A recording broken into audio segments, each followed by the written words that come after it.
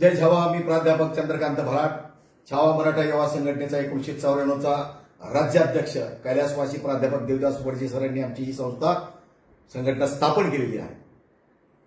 1994 पासून तर आतापर्यंत आम्ही या मराठा आरक्षणामध्ये आहोत. मराठ्यांना समाजाला आरक्षण मिळालं पाहिजे याच हेतूनं आम्ही ही संघटना स्थापन केलेली आहे. परंतु आजच्या परिस्थितीमध्ये मराठा योद्धा, मराठा आंदोलक मनोज जरांगे पाटलांचं एक योग्य अशा पद्धतीचं आंदोलन चालू आहे आणि त्या योग्य आंदोलनामध्ये काय मिळालं काय नाही मिळालं त्यानंतर बघू. परंतु त्यांच्या आंदोलनाला घेऊन अनेक वेगवेगळ्या प्रकारच्या ज्या काही संघटना आहेत स्वतः म्हणतात 1990 पासून आम्ही अमुक केलं, आमच्या नेत्याने अमकं केलं, आम्ही आमच्या संघटनेने असं केलं.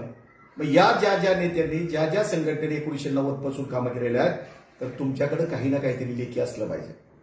जो सरकार दरबारी असणारा तर सरकारकडे असणारे जे कागदपत्र तुम्ही दिलेले आहेत ते कागदपत्र तुम्ही हजर करा, अन्यथा आम्हाला बोलायला लावू नका. कारण मानसिकता खराब होत चाललेली आहे. जो माणूस आंदोलन करतो, ज्याच्या मागे माणसं आहेत, ज्याच्या मागे समाज आहे, ज्याच्यामुळे समाजाचं भलं होत आहे आणि आपणही भलं केलेलं आहे, छावा संघटनेने भलं केलेलं आहे आणि त्याच्याबरोबर मराठा संघटना होते त्यांनी सुद्धा कामं केलेली आहेत. परंतु कायदे तत्परतेने समाजाचं राजकारण, समाजकारण करत असताना सरकार दरबारी ज्या मागण्या केलेल्या आहेत, सरकार दरबारी जे कागदपत्र तुम्ही दिलेले आहेत ते आपल्याला तुम्ही दिले पाहिजे. नुसत्या सुनावण्या केलेले कागद दाखवून चालणार नाही.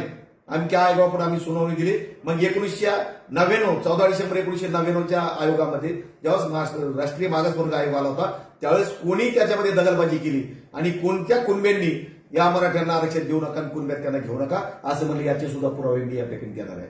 म्हणून त्यांना सांगतो 1990 पासून तुम्ही काम केलंय ना, 1990चा फक्त एक कागद द्या. आम्ही छावा मराठा युवा संघटनेचं इथून मागचं काम केलेलं तुम्हाला बहाल करू.